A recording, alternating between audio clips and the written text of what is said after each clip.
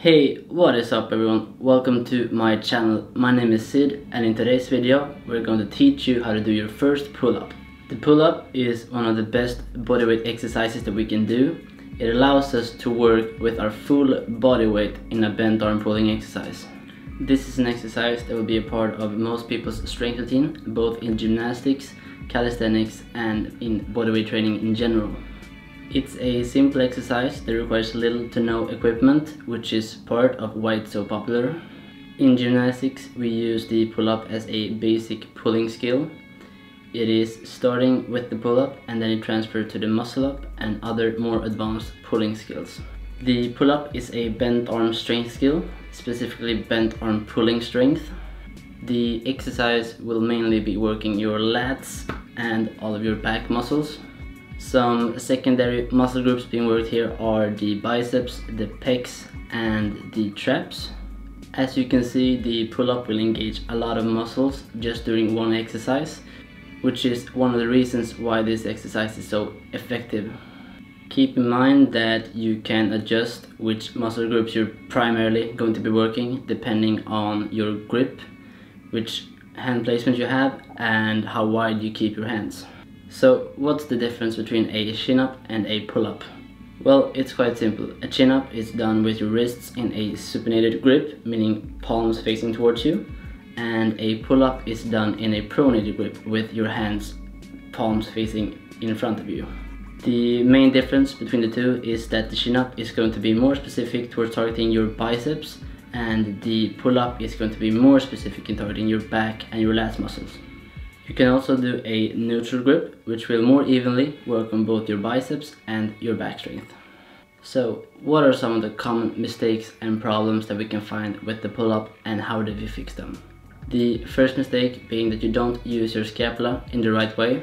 To do the pull-up safely and avoid injuring ourselves, it's important that we learn to use the scapula correctly in the pull-up. Many people tend to make the mistake of just pulling straight up into the pull-up and not engaging the scapula by retracting the shoulders. Retracting the shoulders and engaging the scapula will aid in your pull-ups. It will help make them more safely and it will also help you make them better. So make sure to do proper retraction. So how do we do this? How do we do proper shoulder retraction in the pull-up? It all starts in the dead hang. So you're going to be hanging from the rings or the bar in a relaxed position. Then you're going to be thinking about pointing your armpits forward without bending the arms. And then we want to retract the shoulders in this position also again without bending our arms. You can practice this with a band to make it more easy and to get a feel for the exercise.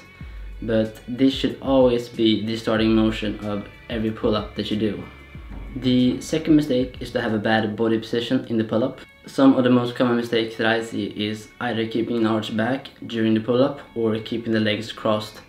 Keeping an arch back in the pull-up is going to disrupt your body tension. Keeping in mind that the pull-up can be done in many different ways depending on your goals and what you're training for.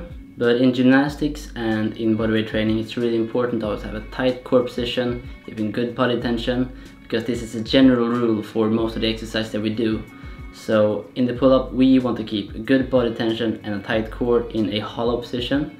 So we do this by positioning our feet in front of us, which will make us have to engage that core, and it's going to give you a nice round hollow shape. In my opinion, this is the best and safest way to do the pull-ups, but everyone has their own preferences. This is just mine. So the last mistake is to not use full range of motion. Here I'm mainly thinking about people that either don't go down to a full hang and not using proper scapular retraction, or people that are just getting barely above the bar but are not really there and they still think of that as a complete rep. Depending on the purpose of the pull-up, you want to either have chin completely above the bar or you want to have chest above the bar. So in gymnastics we often use the pull-up as a progression towards the muscle-up, and the muscle-up requires us to get our hands up to our chest and then transition to a dip. So we often like to work with chest to bar just because this transfers better to the muscle-up. It all depends on your preference, so adjust this depending on your goal and what you're working for. So Now we know some of the common mistakes with the pull-up. We know how to do it properly with the scapular retraction. We know how to keep good form and good body tension. Now let's go over some of the progressions that we use to learn the pull-up. We start with ring rows on rings or a bar. I prefer to use rings as they are more easily adjusted with the difficulty, since you can move the rings and the bar is going to be fixed, which limits you in adjusting the difficulty on the bar. Just like with the pull-up, you want to think about retracting the shoulders properly in the beginning without bending the arms. As soon as the scapula is fully retracted, then you can perform the row. Keep a straight body position with good body tension. Go for full range of motion with the hands to the chest. Adjust the difficulty by either moving your feet further up or further down. The higher the feet are, the easier the skill is going to be, and the further down it is, the more difficult it's going to be. If the skill becomes too easy to do on the ground, you can elevate your feet on a box or a similar object to increase the difficulty. This is what we call elevated ring rows, and your goal should be to have the box or object in the same height as the rings. You want to be able to do about 10 repetitions of elevated ring rows before you move on to the next progression. We will move on to a more specific pull-up progression. This is what we call the bent arm chin hang. This exercise will develop your strength in the top position of the pull-up. It's going to help build up some basic strength in the biceps and the back to prepare for more advanced pull-up progressions. Jump on top of a bar or rings with your wrists in a supinated position. Your chin should always be over the bar. As soon as it goes under the bar, your set is done and you should rest. Same as with the pull-up, you want to keep your feet in front, keep the core tight, squeeze the glutes, squeeze the legs, and maintain good body tension through the entire skill. So when you feel like you're starting to lose strength in the top position, then you can lower down as slow as you can through the pull-up movement, all the way down to a dead hang. You want to be able to hold this position for about 45 to 60 seconds before you move on to the next progression. So the next step is going to be doing negative pull-ups or chin-ups. Choose the alternative that is the most suitable for you. Same as before, you want to jump up on the bar or the rings into a bent arm chin hang. Then as soon as you got a good body position, you feel good core tension, then slowly lower down all the way down to a dead hang. You want to make sure to keep a constant speed through the entire negative. You don't want to go super slow in the beginning and then lose your strength at the end and just fall down. So make sure that you go as slow through the entire range of motion and not slow in the beginning and fast at the end. You can also add weight to these negatives if you feel like they are becoming too easy. That will also help prepare you and make sure that you're ready for moving on to the next progression. You want to strive for about 10 to 15 seconds negatives, and you want to do this for about 3 to 5 reps before you're ready to move on to the next progression. The next progression will be to do the pull-up or the chin-up with some assistance. There are a couple of different ways that we can assist this exercise. If you don't have a band or anyone to spot you, it's by doing standing assisted pull-ups. So in the standing pull-up, you're going to use the box as assistance in the pull-up. So you want to try to use the box only as much as you need to, don't use it too much.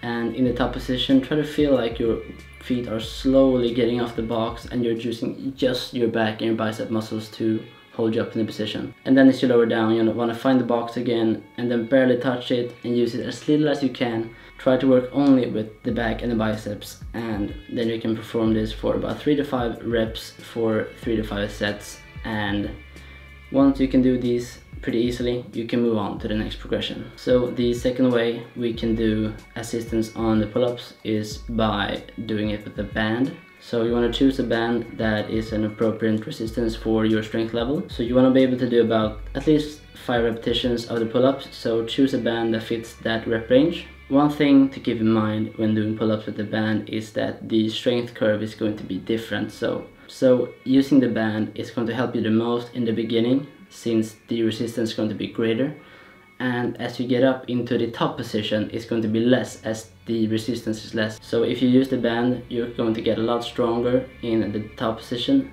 than the bottom position.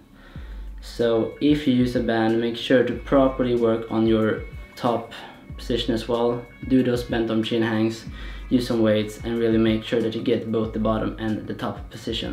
And my favorite way of doing assisted pull-ups is by using a partner. So get up into the position like usual, keep your feet behind you, in this case just for a spotter, and then you're gonna grab your legs and then they're gonna help you just as much as you need to through the entire pull-up.